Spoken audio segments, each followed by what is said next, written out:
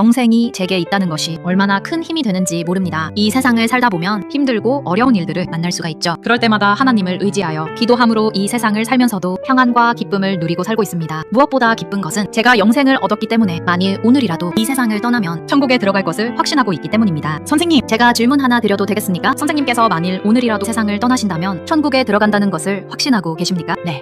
확신이 없으시군요. 저도 처음에는 잘 몰랐습니다. 그런데 성경을 통하여 그 사실을 알게 되었습니다. 성경은 내가 너희에게 이것을 쓴 것은 너희로 하여금 너희에게 영생이 있음을 알게 하려 함이라 라고 말씀하십니다. 성경이 기록된 목적이 바로 우리에게 영생이 있음을 알려주어 확신을 갖도록 하기 위함이지요. 선생님에게 질문 하나만 더 드리겠습니다. 선생님은 어떻게 하면 영생을 얻어 천국에 들어갈 수 있다고 생각하십니까? 네. 착하게 살면 되지 않을까요? 그러니까 선생님은 선한 행위 때문이라는 말씀이죠. 제가 선생님의 대답을 바로 이해했나요? 네. 선생님의 대답을 듣고 보니 선생님께 가장 기쁜 소식을 전해드릴 수 있겠군요. 그 기쁜 소식은 영생은 값없이 주시는 하나님의 선물입니다. 그러므로 영생은 돈이나 공로나 자격으로 얻는 것이 아닙니다. 성경은 너희는 그 은혜에 의하여 구원을 받았으니 이것은 너희에게서 난 것이 아니요 하나님의 선물이라 행위에서 난 것이 아니니 이는 누구든지 자랑하지 못하게 함이라 라고 말씀하십니다. 사실 우리가 살면서 생명과 관계되는 가장 중요한 것은 다 선물로 받았어요. 예를 들면 밝은 햇빛, 공기, 물 등은 값없이 다 선물로 거저 받았습니다. 이와 같이 영생도 하나님이 우리에게 값없이 선물로 주신다는 것입니다. 그렇다면 하나님은 왜 영생을 선물로 주셔야만 할까요? 이것은 성경이 인간에 관하여 하신 말씀을 잘 이해할 때 좀 더 분명히 알 수 있습니다. 인간은 죄인입니다. 그러므로 죄인은 자신을 구원할 수 없습니다. 성경은 모든 사람이 죄를 범하였음에 하나님의 영광에 이르지 못하더니 라고 말씀하십니다. 성경에서는 죄를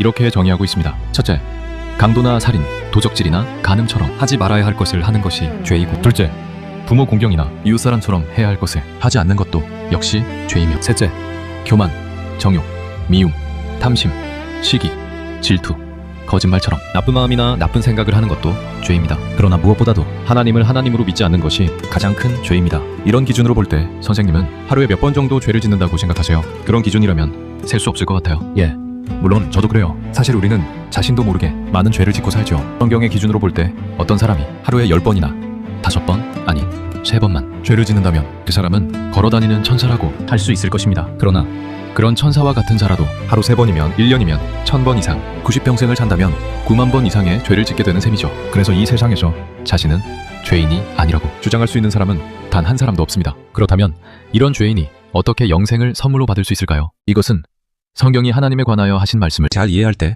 좀 더 분명히 알 수 있습니다. 하나님은 자비로우셔서 우리를 벌하시는 것을 원치 않으십니다. 하지만 하나님은 의로우시기 때문에 반드시 우리 죄를 벌하셔야만 합니다. 성경은 하나님은 사랑이심이라 라고 말씀하십니다. 하지만 벌을 면제하지는 아니하고 보응하리라 라고 말씀하십니다. 전쟁 중인 러시아 제국에서 부족한 식량을 훔치는 사건이 종종 발생했습니다. 화가 난 지휘관 가리시아 장군은 누구든지 식량을 훔치다 잡힌 사람에게는 끔찍한 채찍질을 가하겠다고 선포했습니다. 그런데 도둑을 잡고 보니 다른 사람이 아닌 그의 어머니였습니다. 장군은 원칙대로 사랑하는 어머니에게 채찍을 가하자니 늙으신 어머님이 돌아가실 것 같고, 원칙을 무시하고 그냥 넘어가자니 부하들에게 군기가 서지 않을 것 같았습니다. 결국 지휘관이 만든 원칙에 따라 처벌해야 하는 날, 그는 어머니 앞에서 겉옷을 벗었습니다. 그리고 부하들에게 명했습니다. 어머니 대신 나에게 채찍을 가하라. 그는 어머니 대신 채찍에 맞음으로써 어머니를 향한 사랑을 실천했을 뿐만 아니라 동시에 죄인을 처벌하는 공의도 실천하게 된 것입니다. 이처럼 자비로우시고 의로우신 하나님은 우리의 죄 문제를 예수 그리스도 안에서 단번에 해결하셨습니다. 예수 그리스도는 참 하나님이신 동시에 참 인간이십니다. 예수 그리스도는 우리에게 영생을 선물로 주시기 위하여 십자가에서 죽으심으로 우리의 죄값을 대신 치르시고 부활하셨습니다. 이 책이 제가 태어나서 지금까지 지은 모든 죄와 모든 생각, 모든 말, 모든 행위가 낱낱이 기록되어 있는 책이라고 생각해 보십시다. 성경은 어느 날 이 책이 하나님 앞에 펼쳐지고 제가 행한 대로 심판을 받게 될 것이라고 말씀하십니다. 그런데 바로 이 책에 기록된 저의 죄가 문제입니다. 하나님은 저를 사랑하시기 때문에 저를 벌하실 수도 없고, 또한 하나님은 의로우시기 때문에 저의 죄는 반드시 벌하셔야만 합니다. 이 문제를 해결하기 위하여 하나님은 그의 사랑하시는 아들 예수 그리스도를 이 세상에 보내셨습니다.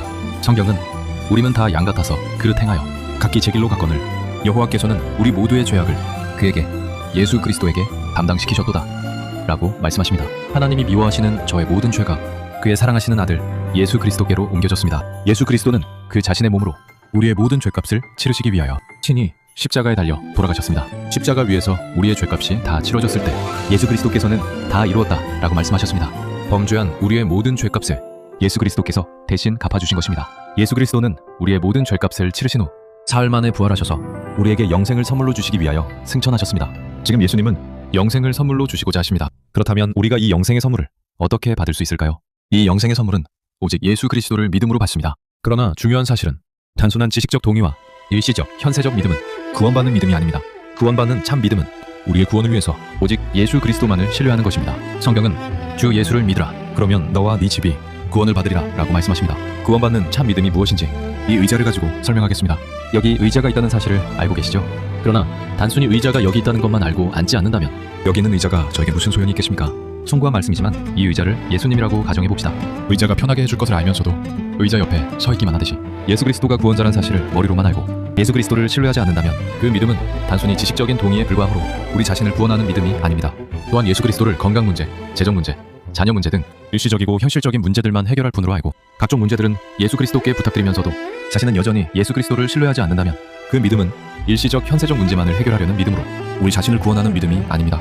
성경이 가르치는 구원받는 참 믿음은 자신의 모든 문제를 가지고 이처럼 자기 자신이 예수님을 온전히 신뢰하는 것을 말합니다. 어느 날 저는 제 삶의 모든 문제를 아는 채로 저 자신을 예수 그리스도께 맡겼습니다. 비로소 저는 영생을 선물로 받게 되었습니다. 얼마나 평안하고 기뻤는지 몰라요.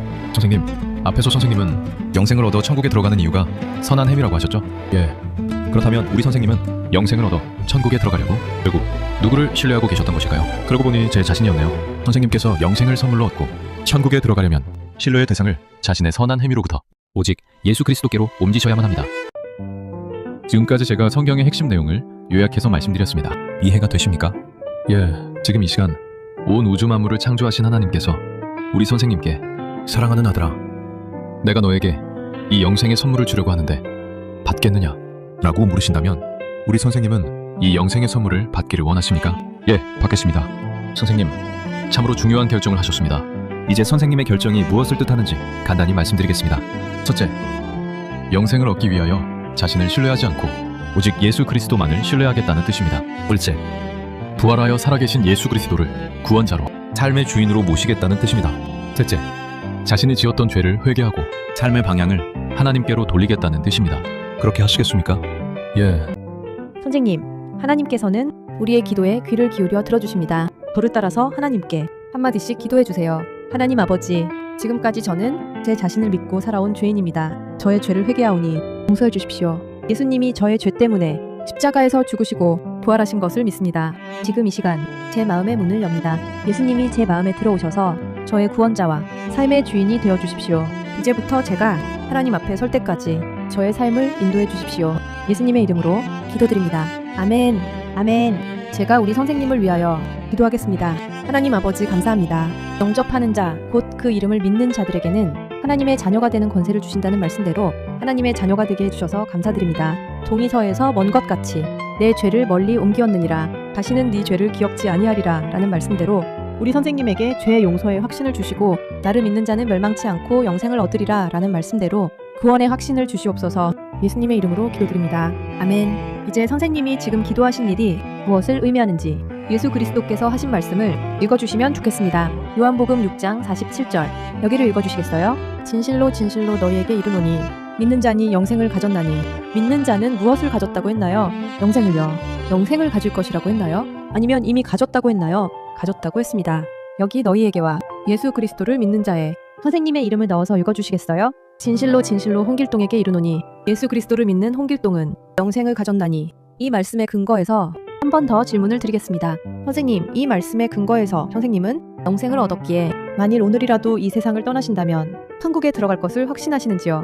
예. 이 말씀에 근거해서 선생님은 천국에 들어갈 수 있는 이유가 무엇이라고 생각하십니까?